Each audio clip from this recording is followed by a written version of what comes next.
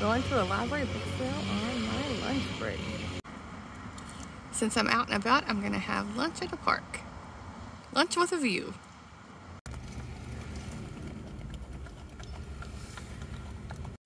Hi BookTube. So I have finished work, done my errands, and went on a mini walk today because it's super hot outside, and sorry if you can hear her panting, because Fable is just catching her breath after like a quick 20-minute walk, completely in the shade, mind you, but yeah, she doesn't do well in the heat.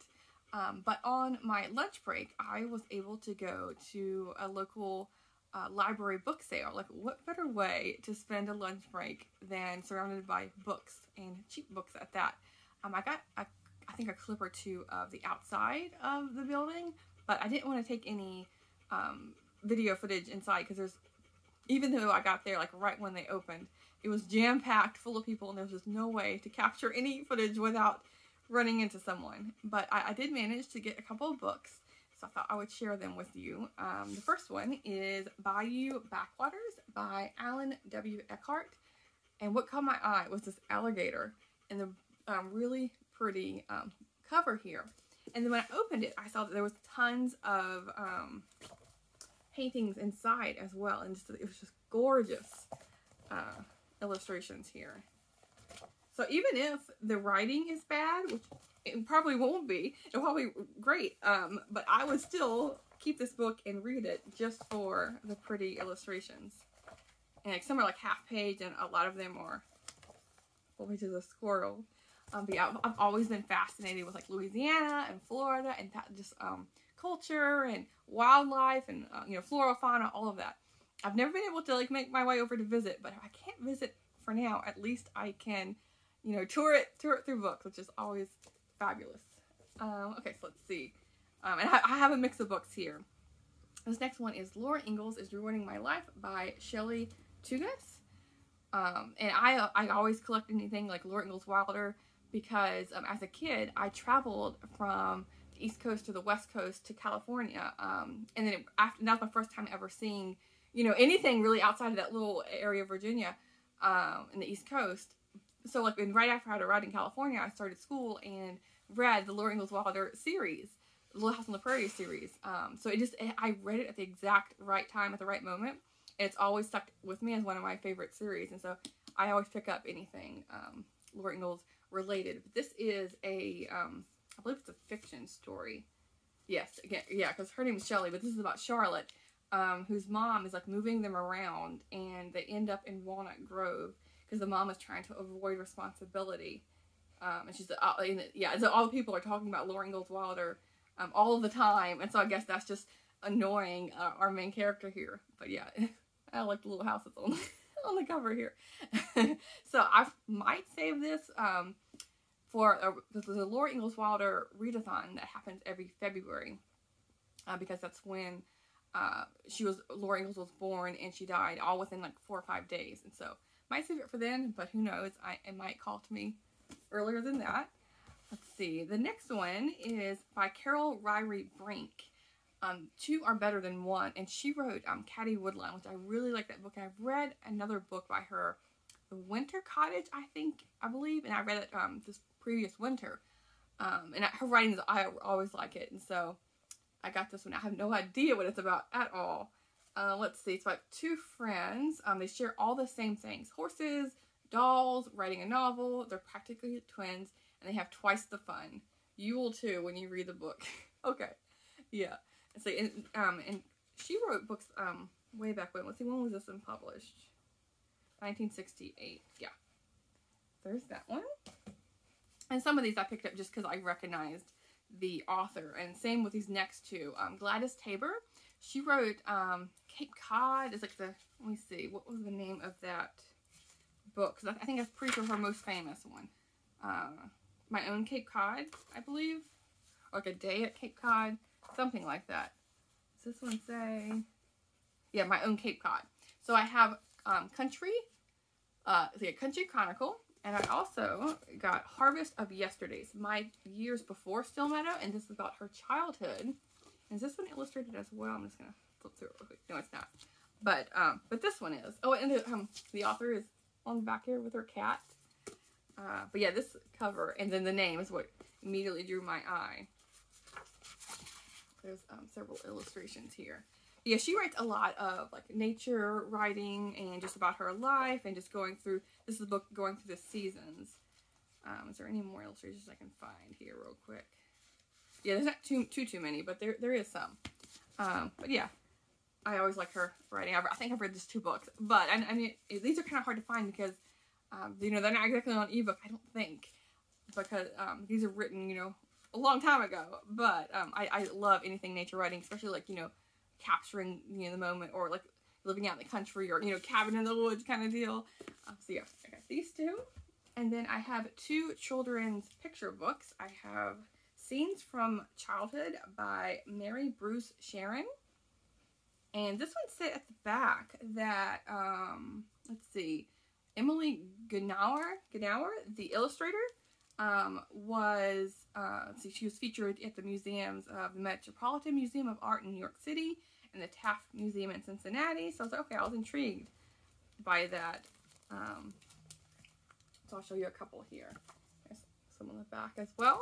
But I was like, you know, why not for $1, you know, get a children's picture book. And then this next one is with a author and a writer that I am familiar with, and this is Tasha Tudor.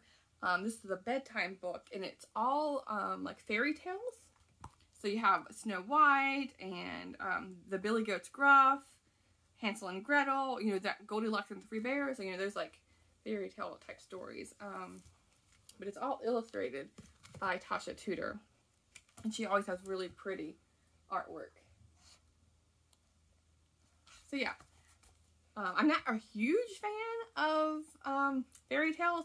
With like a children's book where it's just a couple pages, you know, per story, I can get on board with that. So let's see if I can do a little book tower here of all my purchases. But I'm like, and it honestly feels like Friday with having that lunch break, and then grabbing lunch and eating it outside at the park. It feels like Friday, and I'm like, dang it, I still have one more day, but Friday will come and it will hold its own adventure. So yeah, I got all these books, and you know, a lot of them fit with Shorty September, because a lot of my children's books. But yeah, happy to share my finds. It's now 9 o'clock, and I have finished reading for the night. I didn't get to read any of my like 4 or 5 short story essay collection books, but I did manage to finish 2 books. So I have these 2 here. The first one I finished was Letters on an Elk Hunt by Eleanor Pruitt Stewart. I for sure liked her previous book more. This just didn't have as much substance to it, you know, descriptions. Like the first book I read, which I keep forgetting the name of it, and I know I've mentioned it before, maybe in this vlog, was, let me see here, Letters of a Woman Homesteader. That one, you know, talked about, you know, her setting up her homestead and her family life and the nature around there. This one was going on an excursion with a group of people, and it did, you know, she encountered, you know, various people and described that, but it just didn't have as much of an impact on me as that one. So this is okay, but it's a book for sure I'm not going to keep. I'm going to donate it. And with all that being said, also with the elk hunt, just, I hate hearing about, you know, like there's some elk that are shot up and they're just like crippled, and you know, her group didn't do that, but she did encounter several of them like that, and they're just like, it's just hard for me to read. Yeah, this is okay. And the other one I finished was One Crazy Summer by Rita Williams Garcia. I haven't read anything by her before, although I do own another one of her books, something with Underground Railroad. I think it's published after this one, so this one's not going to list it, I don't think. Let me check super quick. Yeah, no, it doesn't. But when I was marking this as read on Goodreads, I saw that there's a couple other books in this series, and I am for sure checking them out. In fact, as soon as I finished this one, I went to the library app, and checked out the second book in the series. This is following 3 sisters who are leaving their grandma and their dad to visit their mom. They've never really lived with her. Like she left them as soon as the youngest one was born, a couple days after the youngest one was born. have never had any interactions with her. And when they get there, it's not like a warm, welcoming, you know, big hug kind of deal. She, the mother is like striving to be a poet, and she's also part of like the Black Panther movement in the 1960s in Oakland, California. And so she's very much focused on her own life and that lifestyle of not having kids underneath her feet kind of deal.